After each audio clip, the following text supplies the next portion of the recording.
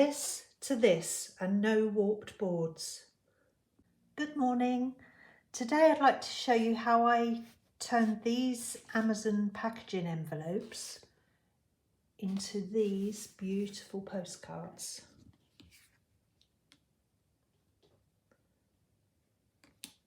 So first of all, you need to take your envelope and cut it down to a size that can go through your printer.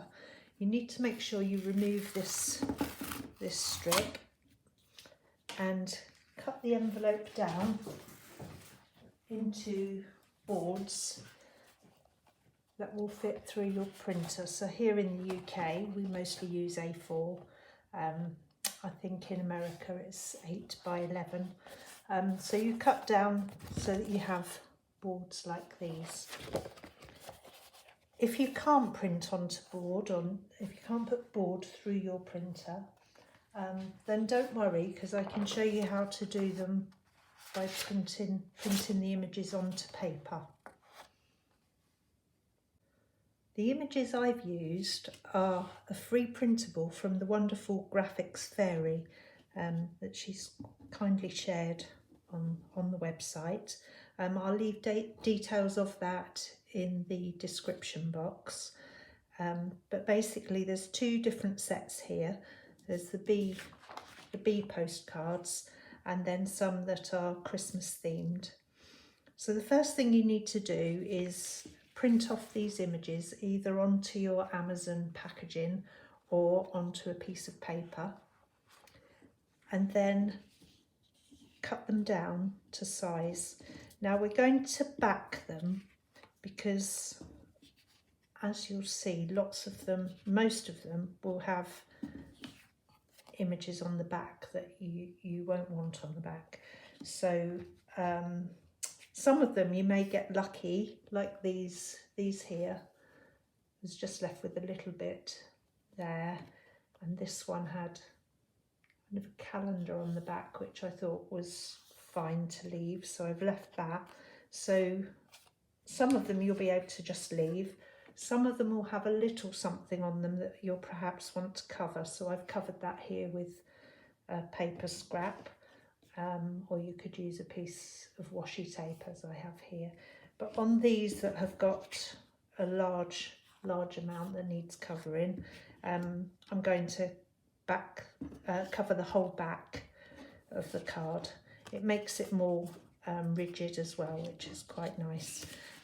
Obviously with the paper copy we'll do it in reverse, so we'll stick the Amazon board onto the paper, and these will stick tea-dyed paper onto the back of the board. I've cut them down first, and the reason for that is to avoid warping. I'll show you in a moment how I do that. So the reason I cut my images to size first is this. I could just take my backing paper and paste it to the board. But when you do this, or when I do this, because I want to use wet glue, because a glue stick I don't find is strong enough to hold the paper long term, so I always use wet glue. When you use wet glue, there are lots of forces at play with the paper and the board. So you have stretch and pull, and you've also got the paper grain.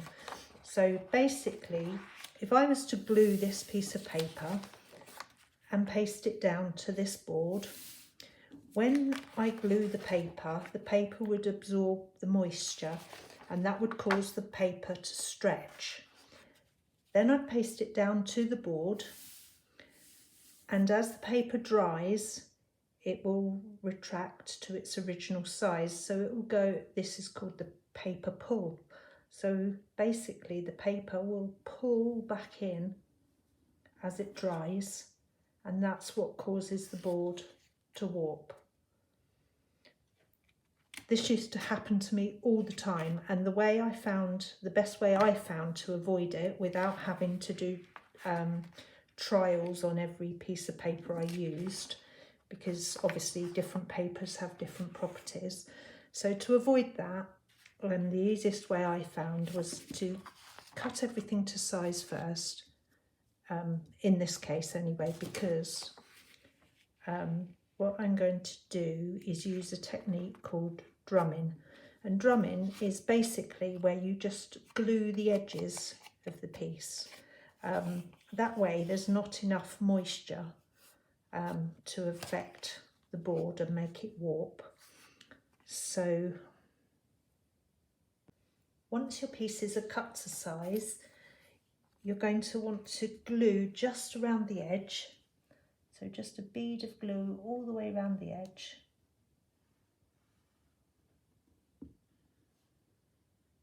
Like so. And I usually put a little splodge in the middle. But you definitely don't want too much glue on there. Remember, we want to keep the moisture levels low so that we don't get warping. So I'm just going to all the way around the edge, right to the edge, so that we don't get the paper kicking up off when it's dry. And then just paste that down to your backing paper.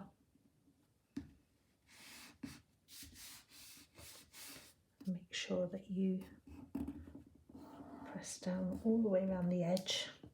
This way we're not going to get any warping, and the boards are going to stay nice and flat when they're finished.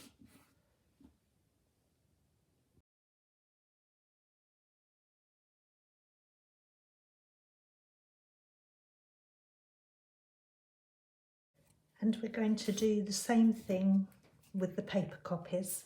So if you've had to go this route, then we're doing the same, except we're gluing the paper and sticking it to the board.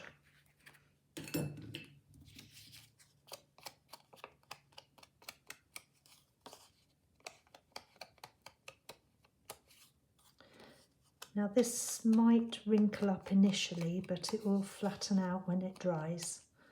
So don't worry if you see it wrinkling. Down there.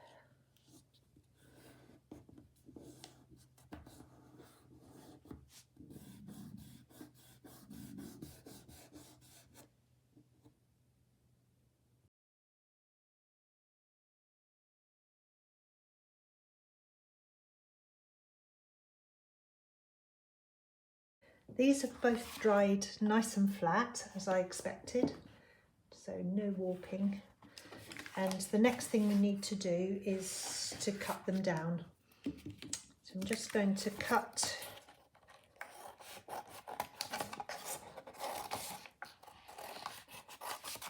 around them. So I cut them roughly first, and then be more precise.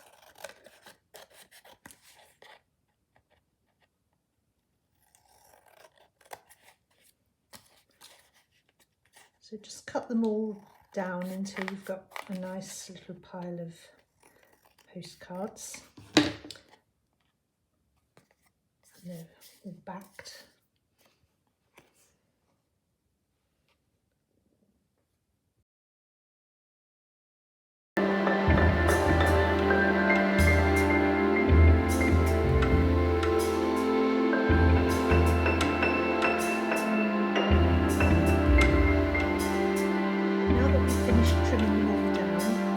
To round the corners. I just think it looks nicer, the corners are rounded. Obviously this isn't a necessary step if you prefer them square. You can see they look rather nice, and here's one that was backed with the Amazon packaging, and it was a paper front, so you can see they don't really look very different when they're finished.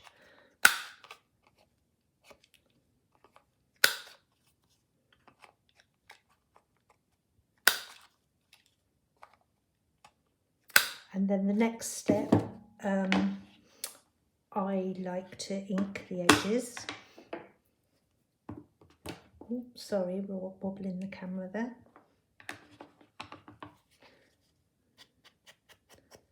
Just quickly ink around the edges.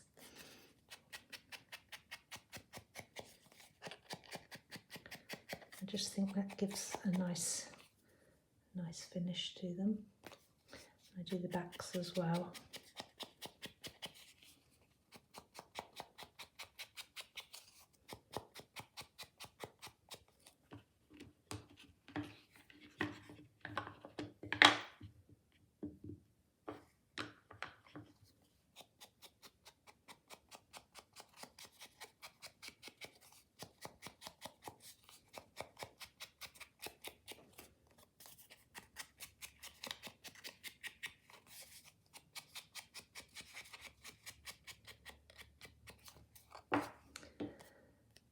Okay, and the next step is going to be to apply a bit of gold leaf to them. If you've watched my channel before, you'll know I like a bit of gold leaf, a little bit of sparkle. Everyone needs a bit of sparkle in their life. The first step in applying the gold leaf is to apply some gold leaf size. Now, you can't use normal glue for this, you have to buy gold leaf size, it's called. And I just apply it around the edge, and I normally go for the bottom right hand corner. I don't know why I do this, but I always seem to do the same. So just apply it randomly along the edges, like so. I think that'll be enough. And then we need to leave this to dry for 15 minutes minimum before applying the gold leaf.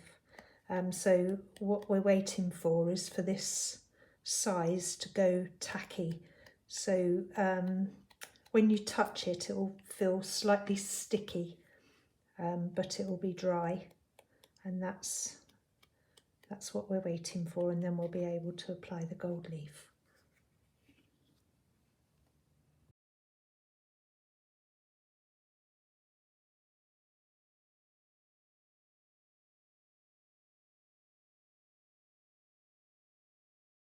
So I've left these to dry for approximately 15 minutes, and I don't know if you can see that, but it looks dry, it no longer looks wet, and also when you touch it, it's slightly tacky. Can you hear that? So that's ready now for the gold leaf. I've covered the table with a piece of brown paper. So you just want to take your gold leaf. It's very fragile and falls apart really easily, but that's fine for what we need it for. So I'm just going to smooth that onto the dried size,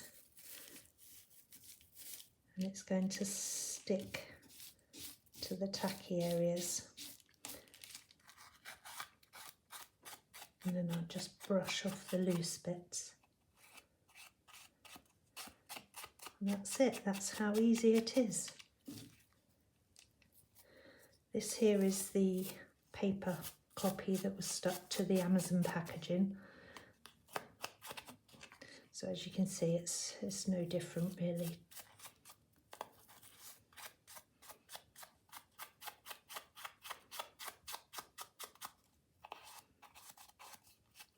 And I just continue to brush away the loose gold leaf.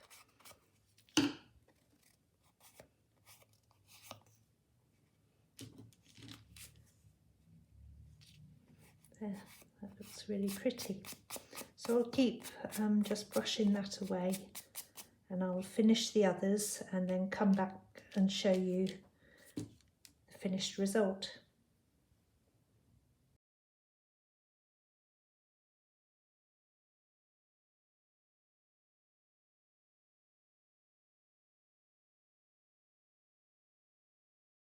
So here they are, all finished and looking lovely, ready to go in my journals.